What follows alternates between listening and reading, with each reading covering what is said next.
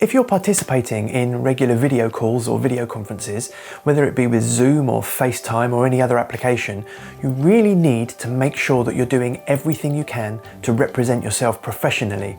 In this video, I'm going to give you 3 tips that will take your appearance from this to this, and it's really easy to do.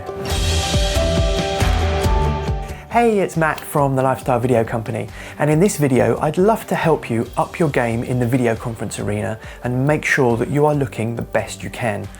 After all, if like many people you're conducting regular meetings via video, you really want to look as professional as you can.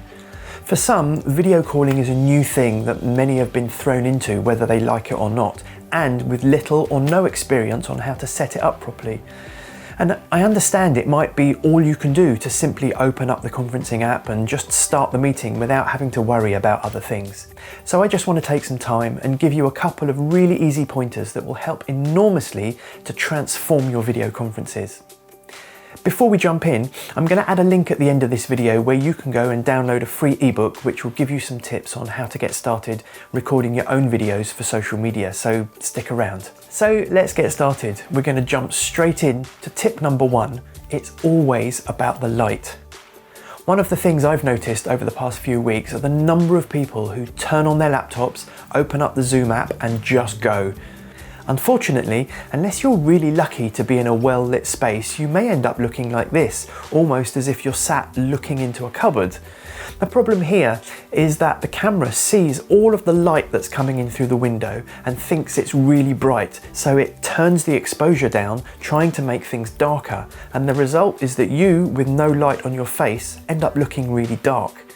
The first really easy fix is simply to turn yourself around 180 degrees so the window light is shining on you instead of behind you, and you can see here the difference immediately.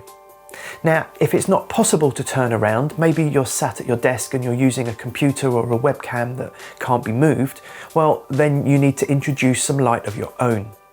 Let's go back to the scene I showed you just now and look at what happens when I turn a light on. I can immediately counteract the window light, and now you should be able to see me perfectly. You do need to be a bit careful not to get the reflection of the light in the window, so you may have to move the light around for best effect. There are many lights available at a good price, and if you're conducting regular video calls, it's a great worthwhile investment. If you decide you don't want to buy anything new, it is possible to use an angle poised desk lamp with some baking paper over the light bulb to soften the light. It won't quite be as good as a dedicated light, but it will do the job nonetheless. Now we've got the light sorted, tip number 2 is all about camera placement. Have you noticed how some people set their phone or laptop down on the table and you end up looking up their nose? You don't want to do it like that. The golden rule here is to keep the camera at or slightly above your eye line. See how much better you look when you take the camera from low down up to eye line. You can achieve this with any combination of laptop stand and books, or if you're on a phone, there are any number of phone holding gadgets available. Oh, and remember too, always mount your phone in landscape mode and never in portrait mode when you're on a video conference. It's not really a problem if you're making a personal FaceTime or WhatsApp video call to do it like that, but the standard for a professional video call, or any professional video for that matter, is always to mount your camera or your phone in landscape orientation. Finally then, our last tip is about where you look when you're speaking. Now, don't be tempted to look at the image of yourself when you're on a video conference. That's the job of the person that you're talking to. If you end up looking at the image of yourself or the image of the person you're talking to, you're actually not making eye contact. So the key is to look straight into the camera every time that you're talking. You could make a small mark or take a small piece of tape and stick it right next to where the camera is mounted, either on your laptop or on your phone. And every time you're speaking, focus on that mark instead, and it will appear to your viewers like you're making direct eye contact with them as you're talking.